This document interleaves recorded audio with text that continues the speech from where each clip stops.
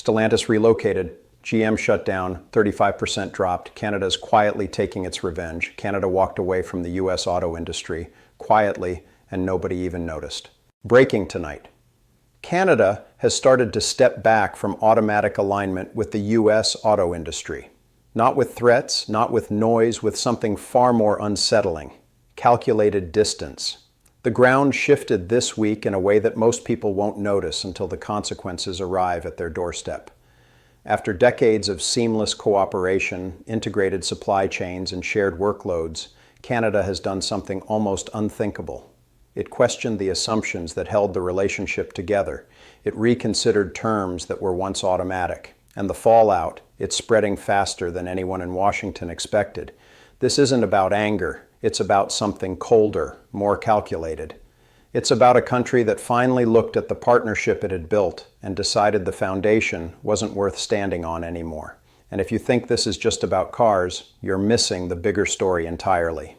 Dear viewers, we're about to examine one of those rare moments when economic history changes direction without most people realizing it's happening. When cooperation becomes competition, when trust becomes transaction, when a junior partner decides it's done being junior, because what's unfolding between Canada and the United States right now isn't just a trade dispute. It's a fundamental renegotiation of power, leverage, and respect. And the most unsettling part, Canada isn't fighting back the way America expected. It's doing something far more effective. It's simply walking away.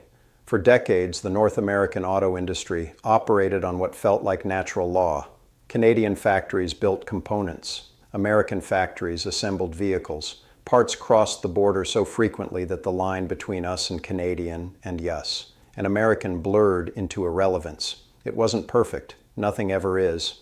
But it worked with such efficiency that most people never thought about it at all. Then something shifted. The United States, under a revived America First agenda, began imposing tariffs marketed as protection against foreign competitors. But here's what they didn't say out loud. Those tariffs hit Canada first and hardest. Components manufactured in Ontario, parts built in Quebec. Suddenly they weren't North American anymore. They were foreign inputs, liabilities, threats to American jobs. Think about that for a moment. A country that had spent decades as America's most reliable partner, suddenly treated like a competitor, like an outsider, like someone you needed to protect yourself against. And Canada imposed retaliatory tariffs, yes, but not the kind of escalation Washington expected. It wasn't emotional, it wasn't performative, it was calculated.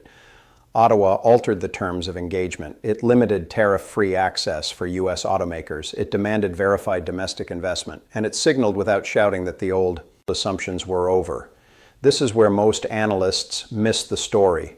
They were looking for drama, for confrontation, for the kind of trade war that makes headlines. But Canada's response wasn't dramatic. It was procedural, almost bureaucratic. The kind of move that doesn't scream but quietly rewrites the rules while everyone's looking elsewhere. Translation: trust can be broken, and when it is, it must be rebuilt on completely different foundations. Now, I want you to think about something. How would you respond if your closest partner, someone you'd worked with for decades, suddenly started treating you like a threat? Would you fight back immediately? Would you try to negotiate? Or would you do what Canada did, step back, reassess, and start building alternatives?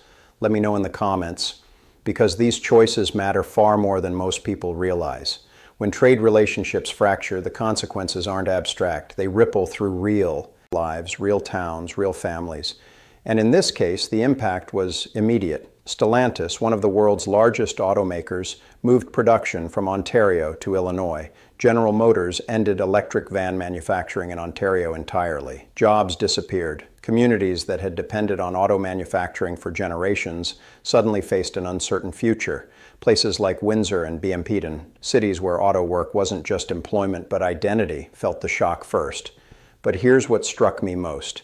It wasn't panic, it wasn't even surprise. It was something closer to resignation, a sense that the old safety net, the predictable flow of U.S. demand and cross-border cooperation wasn't reliable anymore, that the rules had fundamentally changed. And across the border, American plants started feeling it too. Supply chains that once operated with near-perfect precision began experiencing delays, cost increases, the kind of policy volatility that makes long-term planning nearly impossible. Industry analysts noted that recent tariffs weren't just scrambling Canadian supply chains, they were scrambling global auto supply chains, raising manufacturing costs, increasing consumer prices. The U.S. Chamber of Commerce issued warnings that protectionism was actually slowing factory activity in the Midwest, the very region these policies were supposed to protect. There's a stark irony at play here, my friends. Policies designed to protect American jobs ended up adding costs for American consumers and disrupting American manufacturing. But this isn't about assigning blame. It's about recognizing structural fragility, about understanding that in a globally integrated industry, there's no such thing as a one-sided disruption. Now here's where the story gets interesting, because Canada's response wasn't what Washington expected.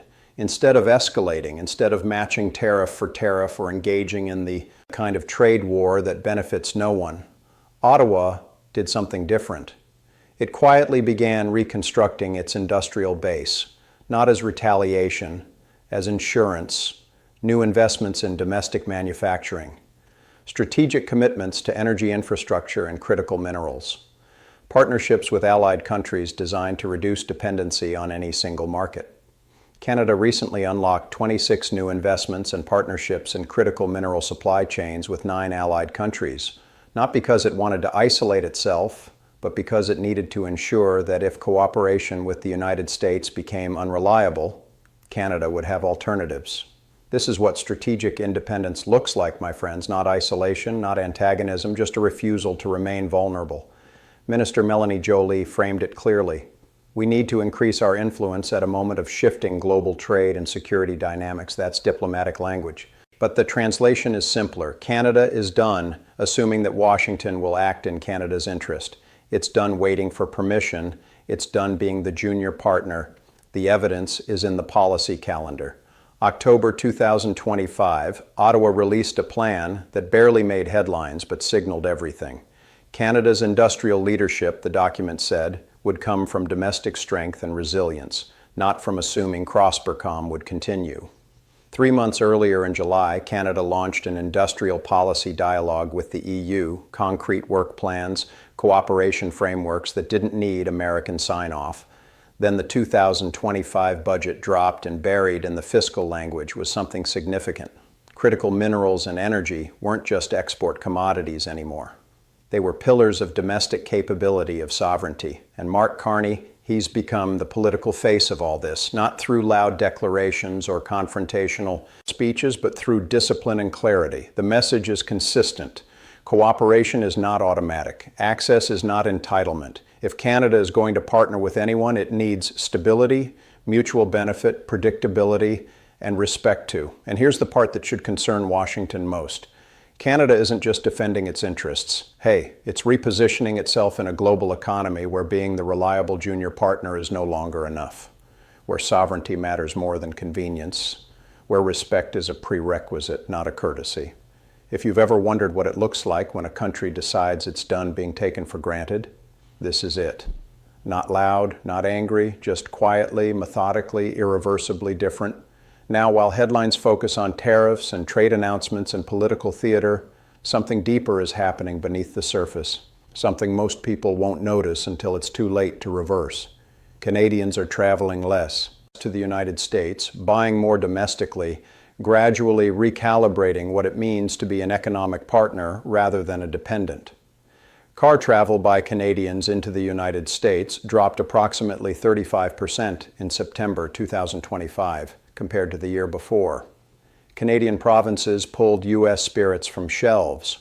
One industry group reported that U.S. spirit sales in Ontario plunged by roughly 80% after removal.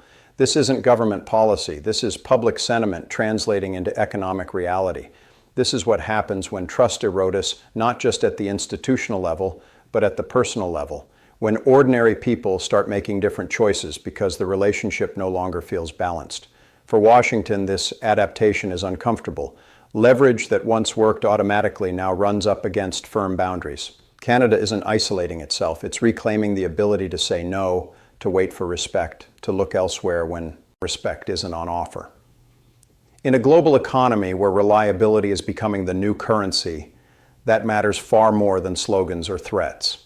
Here's what this really comes down to. The auto industry is just the visible part. What we're actually watching is Canada realizing that the relationship it thought it had doesn't exist anymore. And instead of pretending everything's fine, Ottawa is doing the harder thing. It's adapting. For decades, Canada and the United States operated on assumptions that felt permanent. History said the partnership would last. Habit made cooperation automatic. But assumptions only work when both sides keep honoring them. Once one side stops, reality catches up fast. And right now, reality is this. Canada has quietly withdrawn from automatic cooperation, not because it wants confrontation, but because it refuses to be cornered. There's strength in restraint, my friends, and sometimes the most radical thing a country can do is calmly insist on its own terms. If you answered that earlier question with hold your ground, you're not alone. But real leadership often looks less like a fight and more like a refusal to accept unacceptable terms. Canada isn't shouting, it's not threatening, it's doing something far more effective, it's building alternatives, and in doing so, it's forcing Washington to reconsider what partnership actually means. Good critical thinking doesn't just ask what happened, it asks who benefits from you reacting a certain way. Here, the real benefit is in choosing clarity over comfort and agency over assumption. Canada's new path isn't loud or angry, it's measured, careful, and quietly determined. The real question, as the dust settles, is whether the United States is prepared to meet its neighbor as an equal partner, or whether it's content to watch alliances quietly unravel. The auto industry was just the beginning. What happens next matters more than most people realize. Will North American cooperation survive this shift, or is Canada's quiet recalibration just the first move in something much larger? That question doesn't have an answer yet, but the fact that we're even asking it tells you how much has already changed. Thank you for watching. If you're interested in how these power shifts actually play out, not just the headlines, but the mechanisms behind them, subscribe for more analysis. And if today made you rethink something you thought was solid, good. That means you're paying attention. This is Canada Next, where we see the patterns before they become obvious.